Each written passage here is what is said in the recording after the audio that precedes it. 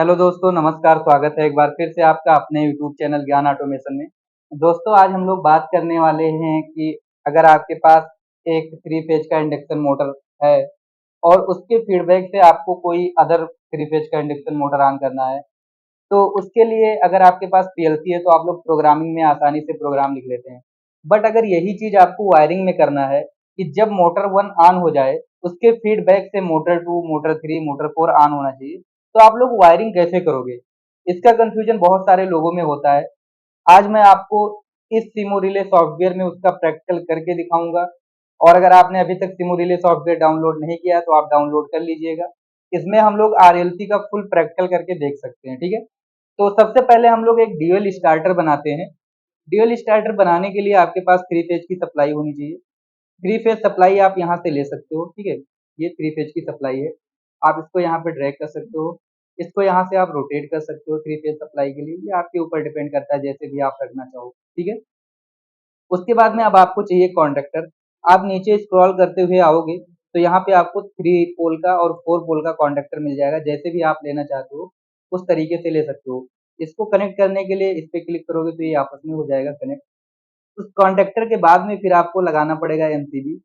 MCB लगाने के लिए आप नीचे जाओगे तो यहाँ पे ये आपको मिल जाएगा। आइसोलेटर भी लिखा होता है, कहीं कहीं कहीं फ्यूज लिखा होता है, ठीक है, कहीं पर एमसीबी लिखा होता है। तो ये थ्री पोल का एमसीबी आप लगा लीजिए।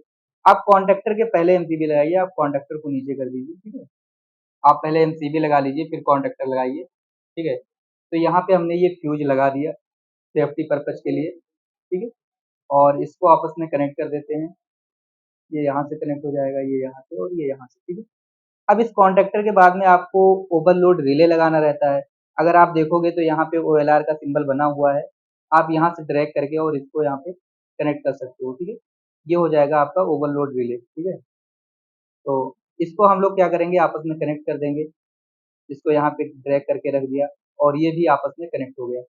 उसके बाद हमें चाहिए थ्री फेज का इंडक्शन मोटर, जो कि आपको यहाँ नीचे साइड में मिल जाएगा थ्री फेज का इंडक्शन मोटर। और इसको भी आप लोग कनेक्ट कर दीजिए, ठीक है। ये थ्री फेज का इंडक्शन मोटर भी इसमें कनेक्ट हो गया।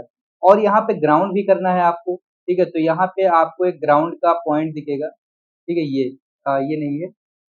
अगर आप यहाँ पे देखोगे तो ये पीई आपको मिलेगा। आप इसको यहाँ पे ला करके और इसको कनेक्ट कर दीजिए, ठीक है। ये यहाँ पे इससे कनेक्ट हो जाएगा, ओके। इतना करने के बाद में ये तो हो गया इसका पावर सर्किट। अब इसका आपका कंट्रोल सर्किट भी बनाना है इसको। तो कंट्रोल सर्किट के लिए आपके पास एक सिंगल फेज की सप्लाई होनी चाहिए। तो आप चाहो तो यहीं से सिंगल फेज की सप्लाई उठा सकते हो और आप चाहो तो अलग से भी ले सकते हो। अगर आप नहीं चाहते हो तो यहीं से आप सिंगल फेज की सप्लाई ले सकते हो। उसके बाद में हम लोग क्या करेंगे, एक सिंगल पोल की एमसीबी लगा देंगे, ठीक है। तो सिंगल पोल का एमसीबी आपको यहाँ पे सर्किट ब्रेकर मिल जाएगा सिंगल पोल का। आप यहाँ पे लगा दीजिए, ठीक है। और उसके बाद में यहाँ से हम सप्लाई उठा के यहाँ पे कनेक्ट कर देंगे, ठीक है। ये हो गया कनेक्ट। अब उसके बाद में एक स्टार्ट पुश बटन और एक स्टॉप पुश बटन होना चाहिए आपके पास स्टार्ट स्टॉप करने के लिए, ठीक है। तो स्टार्ट पुश बटन आपको यहाँ से मिल जाएगा। अगर आप देखोगे तो ये कॉन्टेक्ट एनओ है और ये है पुश बटन एनसी और ये है पुश बटन एनओ, ठीक है। तो एनओ पुश बटन हम लोग ले लेते हैं स्टार्ट करने के लिए और एनसी पुश बटन हम लोग ले लेते हैं स्टॉप करने के लिए, ओके। इसको आपस में कनेक्ट कर देते हैं। इसको आपस में कनेक्ट कर देते हैं। अब करना क्या है, एनसी के बाद में हमें चाहिए ओएलआर की एनसी, ठीक है। क्योंकि ओवरलोड रिले की एनसी भी आप लोग डालते हो ताकि अगर मोटर ओवरलोड हो रहा है तो ओएलआर के थ्रू वो ब्रेक हो जाएगा।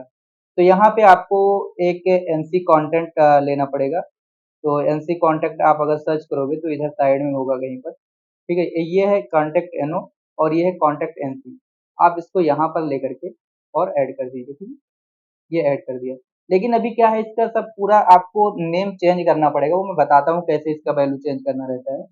उसके बाद में आपको चाहिए कॉन्ट्रैक्टर का A1 A2। तो कॉन्ट्रैक्टर का कॉइल जिसे बोल सकते हो आप, या कॉन्ट्रैक्टर का A1 A2 बोल सकते हो। तो यहाँ पे रिले का कॉइल है और ये कॉन्ट्रैक्टर का कॉइल है, ठीक है। इस पे क्लिक करोगे तो ये कॉन्ट्रैक्टर का A1 A2 आ जाएगा। तो हमने यहाँ पे कॉन्ट्रैक्टर का A1 कनेक्ट कर दिया और A2 को चाहिए क्या, न्यूट्रल चाहिए। तो यहाँ से न्यूट्रल आप लीजिए और A2 पे कनेक्ट कर दीजिए। ये यहाँ से न्यूट्रल से कनेक्ट हो गया। उसके बाद में अब करना क्या है, अगर आप देखोगे तो इस कॉन्ट्रैक्टर की वैल्यू यहाँ पे क्या है, KM1। तो यहाँ पे भी KM1 मतलब सेम सेम है ये। लेकिन OLR का देखोगे तो F2 नेम दिया हुआ है, लेकिन यहाँ पे K1 है। तो इस पे क्लिक करो और क्लिक करने के बाद में आप वैल्यूज पे जाओगे और वैल्यूज में जाने के बाद आप टैग पे क्लिक करके इसको आप सेम वही कर लोगे, ठीक है। के एम हो गया, के टी वन हो गया, एस वन, एफ वन और एफ वन आप एफ पे लाओ, ठीक है। अभी एफ वन है तो यहाँ पे नंबर आप चेंज कर लो एफ टू, ठीक है। तो सेम सेम हो गया, यहाँ भी एफ टू है, यहाँ भी एफ टू है, तो मतलब इसका एनसी यहाँ पे पड़ गया, ओके। इतना करने के बाद में फिर आपको क्या करना है, अभी यहाँ पे होल्डिंग भी करना है। होल्डिंग आप लोग किससे करते हो, एनओ से करते हो। तो आपको क्या करना पड़ेगा, यहाँ पे एक एनओ का कॉन्टेक्ट लेना पड़ेगा आपको, और इधर आप देखोगे तो एनओ कॉन्टेक्ट में 13-14 दिया भी है, और इसको इस पे कनेक्ट कर देना है और इसको इस पे कनेक्ट कर देना है। यहाँ पे क्या है कॉन्ट्रेक्टर का के एम वन, तो इस पे क्लिक करना है। क्लिक करने के बाद आप वैल्यू पे जाओगे और वैल्यू पे जाने के बाद टैग में जाओगे और ये के एम वन हो गया, ठीक है। इतना करने के बाद आप इसको प्ले करके इसको चेक कर सकते हो। तो यहाँ पे मैंने एमसीबी ऑन कर दिया, अभी कॉन्ट्रेक्टर ऑन नहीं हुआ है, ठीक है। अगर देखोगे जैसे ही स्टार्ट पुश बटन प्रेस किया और यहाँ पे एमसीबी ऑन किया, ठीक है। एमसीबी ऑन करने के बाद स्टार्ट पुश बटन को मैंने प्रेस करके छोड़ा, तो कॉन्ट्रेक्टर के ऑन होते ही इधर होल्डिंग हो गया। होल्डिंग होते ही ये थ्री फेज का इंडक्शन मोटर ऑन हो गया। आप देख भी सकते हो यहाँ पे कि थ्री फेज का इंडक्शन मोटर ऑन हो गया। अब क्या होता है कि जैसे जब ये मोटर ऑन हो जाए उसके बाद में सेकंड मोटर ऑन होना चाहिए, मतलब इस मोटर के फीडबैक से सेकंड मोटर ऑन होना चाहिए। उसके पहले अगर मैं चाहूँ सेकंड मोटर को ऑन कर लूँ तो सेकंड मोटर ऑन नहीं होना चाहिए। अगर उसका वायरिंग करना है तो आप लोग कैसे करोगे उसको हम लोग समझेंगे, ठीक है। तो सेम ऐसे ही हमारे पास एक दूसरा सर्किट होगा, ठीक है। जैसे ये सर्किट है हमारे पास, तो सेम वैसे ही दूसरा सर्किट होगा। तो उसके लिए हम लोग यही कॉपी कर लेंगे और पेस्ट कर लेंगे, देखते हैं कॉपी होता है कि नहीं होता है। तो कॉपी पेस्ट नहीं होता है तो आपको फिर से सेम यही सर्किट बनाना पड़ेगा। तो इसको हम लोग इधर साइड में कर लेते हैं और सेम ऐसे ही एक सर्किट बनाते हैं, ठीक है। तो यहाँ से आपके पास ये थ्री फेज की सप्लाई आ जाएगी, ठीक है। और इसको आप रोटेट कर लीजिए। उसके बाद में फिर आपको एमसीबी लेना पड़ेगा।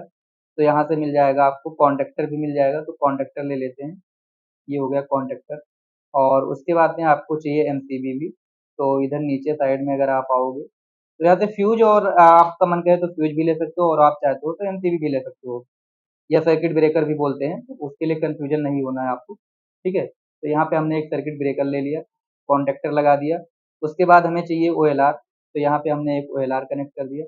और हमें चाहिए मोटर, तो यहाँ पे हमने मोटर कनेक्ट कर दिया, ठीक है। इतना करने के बाद में सेम वही चीज़ रहेगा, इसको भी ग्राउंडिंग करने के लिए पीई चाहिए, तो यहाँ से पीई मैंने इधर ला के कनेक्ट कर दिया। अब इन सबको आपस में कनेक्ट कर दीजिए आप। कनेक्ट करने के लिए आप इस पे क्लिक करोगे तो ये आपस में कनेक्ट हो जाएगा, ठीक है। तो इधर भी मैंने कनेक्ट कर दिया और इधर भी कनेक्ट कर दिया, और उसके बाद में यहाँ पे क्लिक करोगे इस पे तो ये कनेक्ट हो जाएगा।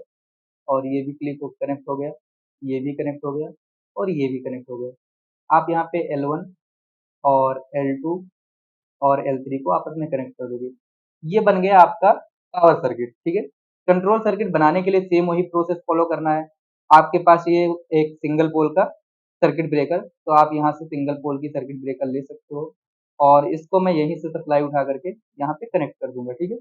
उसके बाद में आपके पास एक स्टार्ट पुश बटन होना चाहिए, यहाँ से हमने स्टार्ट पुश बटन ले लिया, और एक स्टॉप पुश बटन होना चाहिए, ठीक है।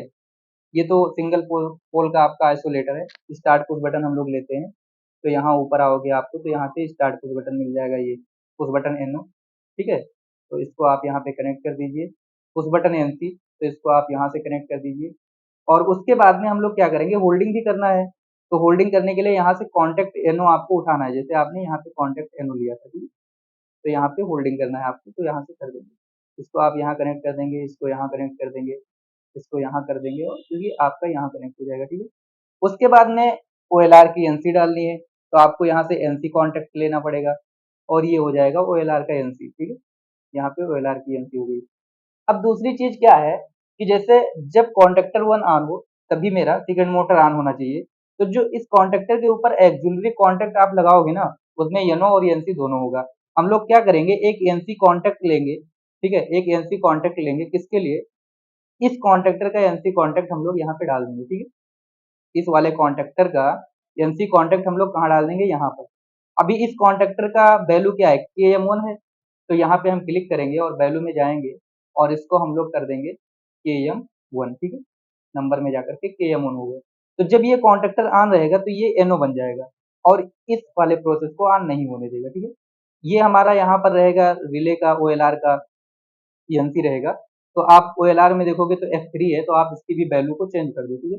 आप टैग में जाओ और F3 करना है, तो ये हो गया एफ, और नंबर में जाओगे आप 3, F3 हो गया। तो इस OLR की एनसी यहाँ पे पड़ चुकी है।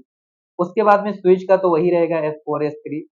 कॉन्टेक्टर का KM2 है, तो इसका एनो डालने के लिए आप वैल्यू में जाओगे और यहाँ टैग में जाओगे, ये K है, KM हो गया, और नंबर में जाओगे KM2 कर दोगे, ठीक है।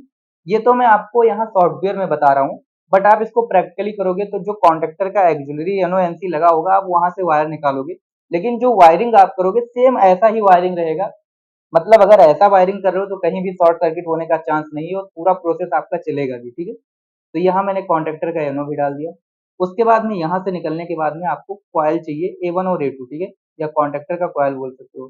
तो यहाँ से हमने कॉन्टेक्टर का कॉइल ले लिया, तो इधर लगा दिया। तो ये कौन सा कॉन्टेक्टर है भाई, KM2, ठीक है। तो एक KM2 आ गया, इसको मैंने यहाँ से कनेक्ट कर दिया, और इसको चाहिए यहाँ पर न्यूट्रल, तो हम लोग यहाँ से न्यूट्रल उठाएंगे और यहाँ पे इसको कनेक्ट कर देंगे, ठीक है। और इसको हमने यहाँ पे कनेक्ट कर दिया, ठीक है। अब हम लोग क्या करते हैं, इसको स्टार्ट करते हैं, ठीक है। पहले मोटर को हम लोग स्टार्ट कर देते हैं, तो इसका भी MCB ऑन कर दिया, स्टार्ट पुश बटन दबाया।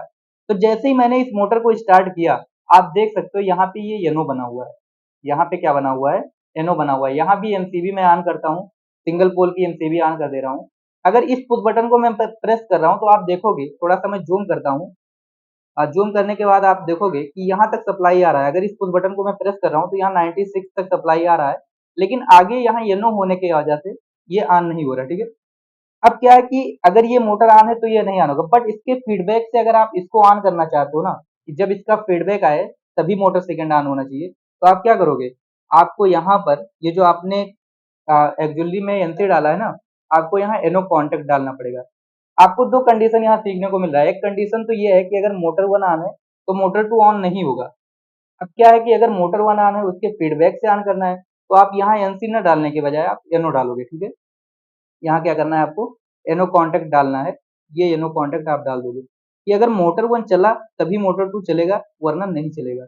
अब क्या है, इसकी वैल्यू को चेंज कर दो, आप वैल्यू में जाओगे, यहाँ पे हो जाएगा KM, ठीक है, और ये नंबर में KM1 हो जाएगा, ठीक है।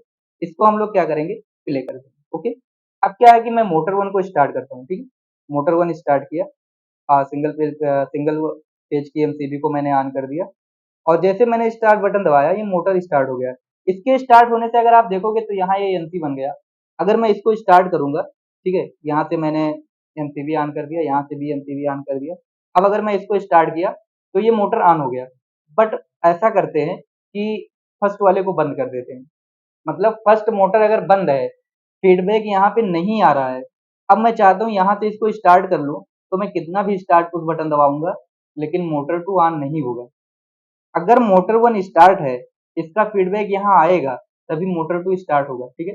मतलब आप देख सकते हो यहाँ पर कि जब मैं मोटर 1 को स्टार्ट कर देता हूँ तभी मोटर 2 स्टार्ट होता है, ठीक है। अगर मैं मोटर 1 को स्टॉप कर दिया, मोटर 1 को स्टॉप करते ही मोटर 2 भी स्टॉप हो जाएगा। अब अगर मैं चाहता हूँ इसको ऑन कर लूँ, मैं यहाँ पे स्टार्ट बटन दबा रहा हूँ, लेकिन फिर भी मोटर 2 ऑन नहीं हो रहा है। अगर मैं मोटर 1 को ऑन कर दिया, अब आकर के मैं मोटर 2 को ऑन कर रहा हूँ तो ऑन हो जा रहा है। इसी तरीके से RLC में क्या होता है कि अगर आपको ऐसा करना है कि जब मोटर 1 ऑन रहे तभी मोटर 2 चलना चाहिए, या मोटर 2 ऑन रहे तभी मोटर 3 चलना चाहिए, मतलब एक मोटर के फीडबैक से दूसरा मोटर ऑन करना है, तो आप ऐसा ही वायरिंग डायग्राम बनाओगे। अगर प्रोग्रामिंग की बात होती तो आप इजीली प्रोग्राम में करके कर लेते, ठीक है। लेकिन जब वो बात वायरिंग की आती है तो आपको ऐसा वायरिंग करना पड़ेगा। मुझे उम्मीद है कि आपको वीडियो अच्छा लगा हो, और अगर आपको वीडियो थोड़ा सा भी अच्छा लगा हो तो आप हमारे चैनल को सब्सक्राइब कर लेना और अपने दोस्तों के पास तक जरूर शेयर करना। जय हिंद, जय भारत।